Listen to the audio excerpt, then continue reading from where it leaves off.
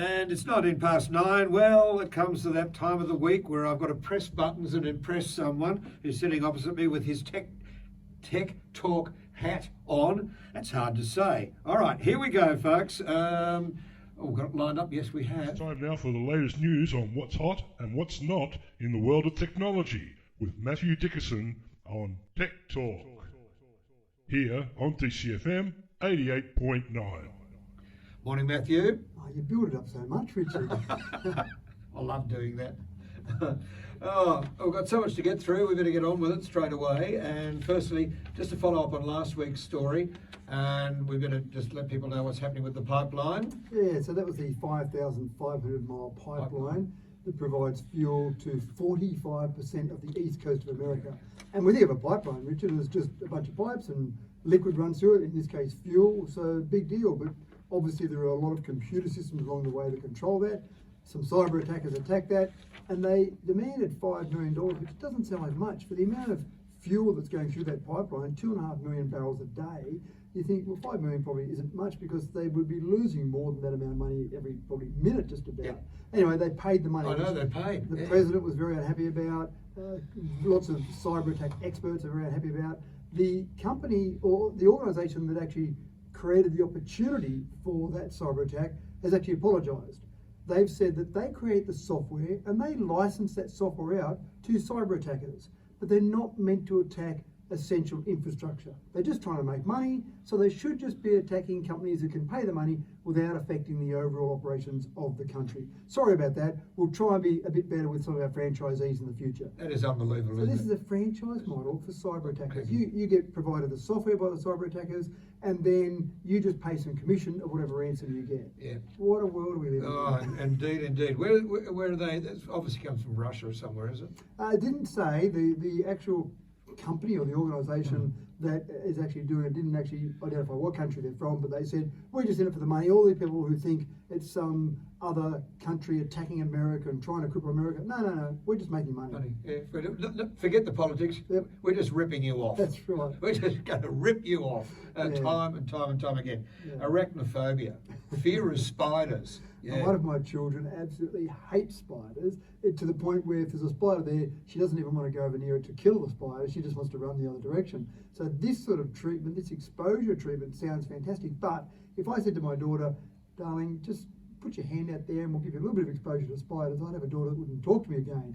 But VR is being used in examples like that for people that have got phobias or some paranoia, for example. And VR allows you to be exposed to this, and obviously you would know a lot more about exposure therapy than I would, but it allows you to be exposed to these things without being exposed. So you feel comfortable. You put the headset on, you let some spiders, through the headset be exposed to you, and then eventually at the stage where you say, I'm a little bit more comfortable with that now. With the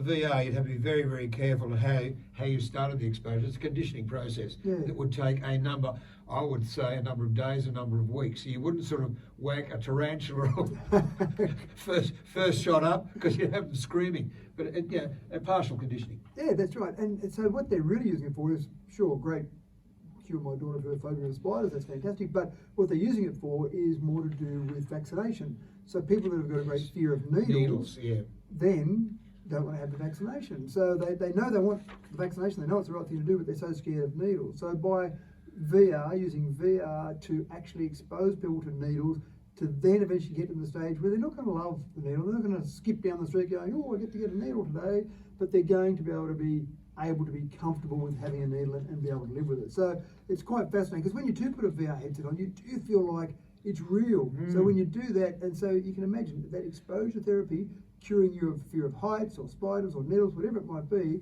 again, as you say, it takes time. It's not something you look at it on a VR and then, okay, I'm all okay now.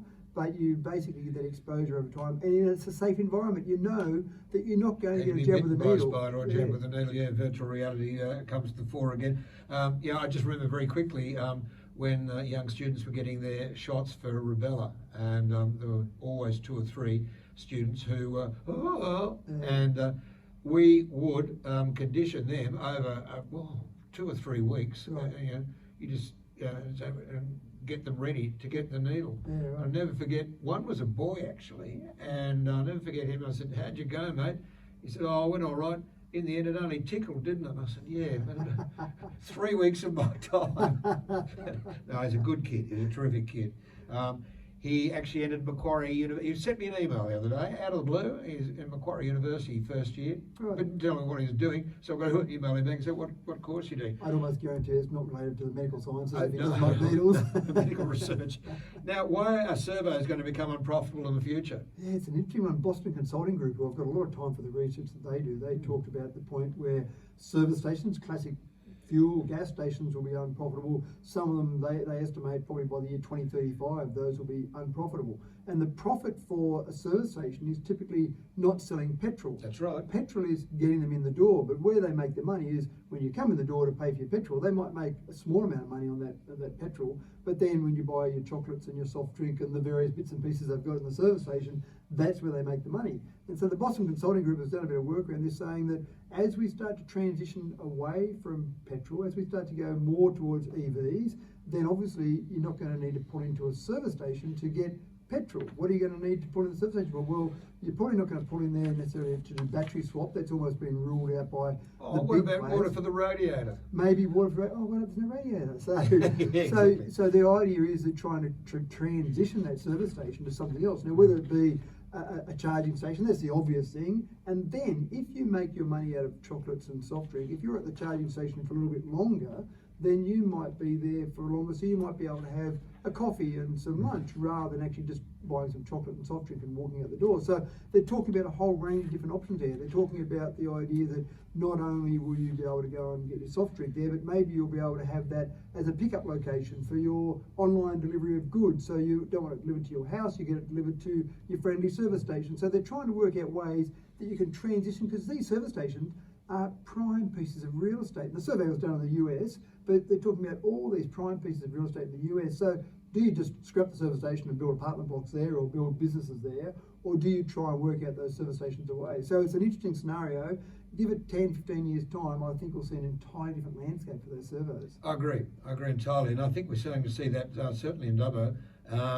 On the corner of Wylander and Victoria, we've got Cravings there, one of our sponsors, and they've turned what was a bus depot into a really nice pizza donut place. Yeah. And I'm giving a huge free plug, but from the point of view of just a change in atmosphere at that particular service station, you can park out for front, and that's what you're saying, and a different sort of scenario altogether, and that is a prime bit of real estate anyway. Yeah, you're spot on, and it might get to the point where that parking and then the various things you've talked about, you can get in there, it might be come and charge up here. Hey, you can charge it for free, because let's face it, the petrol or the electricity, they're not making much money on that. They're making money on those things that you're talking about, the foods and the extra services there. So it's a changing landscape there. Yeah, it is indeed. Duck in and have a feed while you wait for your charging. Yeah. Very quickly, I love this one. A robot could comb someone's hair. Now, I'll let you explain, but to me it seems that I couldn't believe your statistic when you said that, what was it?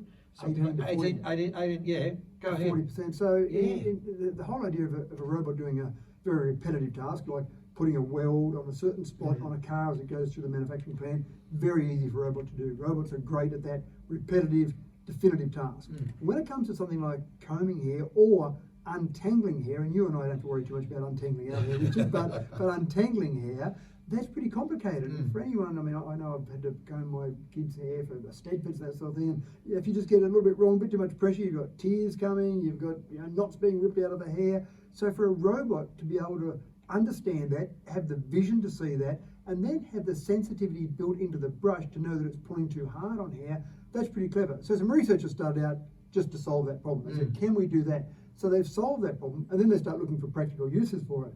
And the practical use is in aged care facilities. And exactly as you said, 18 to 40% of the time of a nurse in an aged care facility is dealt with just dealing with patient care items of a personal nature, like combing the hair, rather than dealing with medical issues, rather than dealing with what tablets they might need or looking at their heart condition. They're just doing normal personal care items. So the idea here is that if you can get robots taking care of some of those personal care items, like combing your hair, and the nurses can use their skills for other things. So I'm not sure how people would feel, especially some of those people in aged care facilities. Okay, ready to have your hair brushed this morning, sit there and the robot will come along and take care of your hair for you. But that's where we're at now. So robots are getting to the point they can do more things with some sensitivity rather than just doing, I move A, B, do a weld, move back, A, B, do a weld, move back. I think it'd go very well, but again, be partial conditioning. You'd have to get people to get used to the robot, and you'd have to get them used to just doing a couple of strokes of the hair each day, and then gradually building up and do it that way. And it'll work. And give it a good name, give it a good name like Bessie from the Jetsons kind of thing. Give the robot a good name, and that might make people feel more comfortable. Betty. Here comes Betty. Betty and the Jets. Always good talking with you, Matthew. It's 9:30. We'll see you next Wednesday morning for more on Tech Talk here on DCFM 88.9.